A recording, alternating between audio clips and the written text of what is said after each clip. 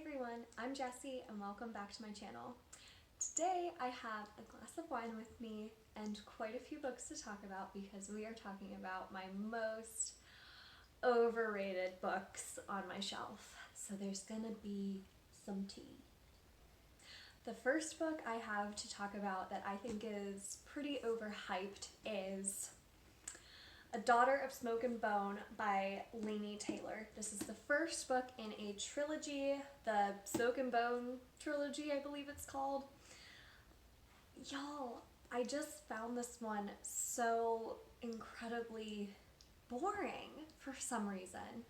I found my mind drifting during my read, and I don't know what it was. It didn't capture me the way it captures so many others, and if you love this book, God, I'm happy you do, because I know that Laini Taylor's writing is very much celebrated. I'm personally not a fan of flowery writing, and maybe that's why I couldn't really connect with this writing style and the characters quite as much as some of the other series on my shelf. But yeah, this one, overhyped. The second book I have that's overhyped is Miss Peregrine's Home for Peculiar Children by Ransom Riggs. I don't understand the hype with this one. Again, these opinions are all my own, so if you like this book, I'm so happy for you. You are not in the wrong by any means. Maybe I'm in the wrong. But this one, I just found the characters so irritating. The main character to me was very unlikable. The side characters didn't add much to the story for me, and the plot was pretty weak in my opinion, so I just don't get this hype at all. Sorry. Okay, this next one, I feel like I'm about to lose a bunch of fans here, for any of my fans that are out there. The next one I have is City of Bones by Cassandra Clare. Please don't come for me. I think that I read this too late in life. So I discovered the Shadowhunters series only a couple years ago, and I'm 26 now, so I think that maybe I'm just too old for this series, and if I had read it during high school years, I would have devoured it and loved it so much more. But it read very young to me.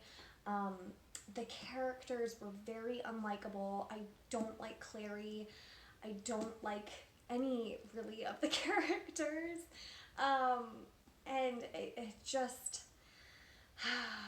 I can definitely see why people love this. It's such a cool premise, and the world building is great, and I mean, I've read the whole series, so it definitely captured me enough to carry me through 6 books, and then I've read now the Infernal Devices as well, which I have a completely different opinion on than the Mortal Instruments. But yeah, I think if I had read this when I was in high school, I would have loved it. I think it just came too late in my life, so.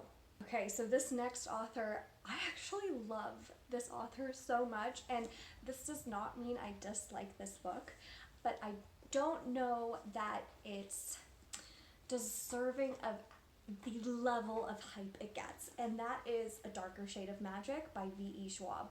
So Vicious by V.E. Schwab is one of my favorite books of all time, but I went into A Darker Shade of Magic first before reading any of her other work and had the highest of expectations because I had heard rave reviews, everyone was talking about it, you saw pictures everywhere being posted on Instagram, everyone on BookTube was talking about it, and I was like, oh my god, this hype, it's gotta be real, everyone is talking about this book.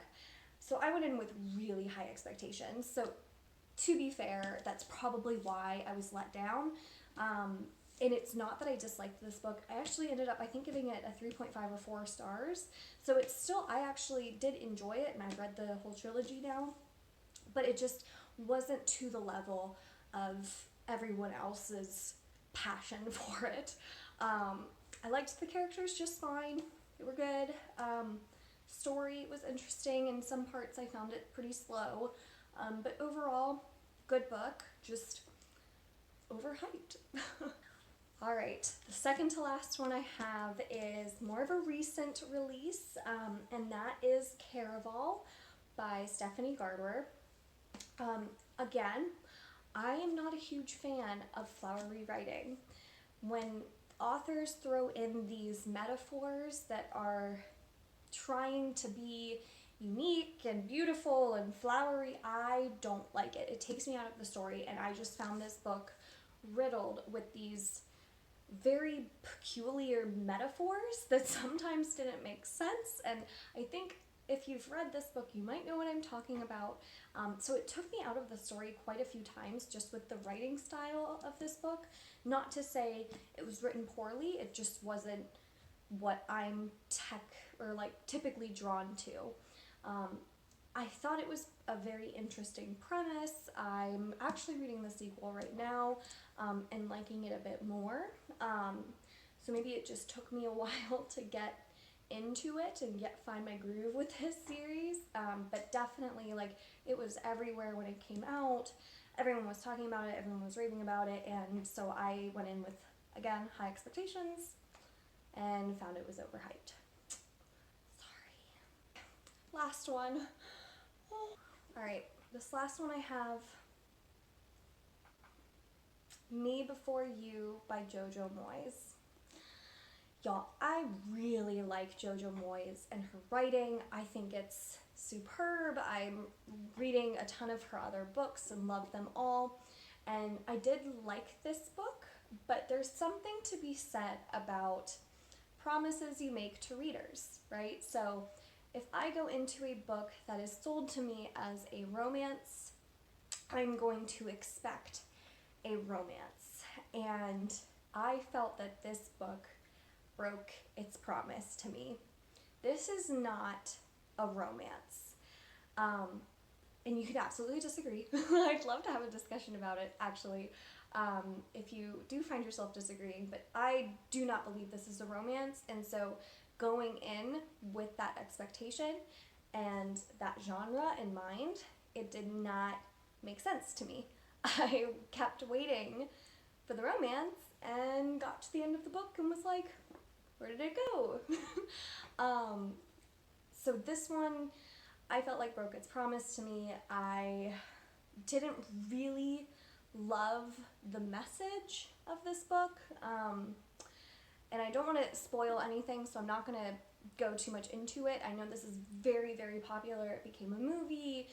There's a lot of love around this book, and I do believe that for those who love it, it's deserved, but I just went in with a completely different expectation in mind and was found that it didn't connect.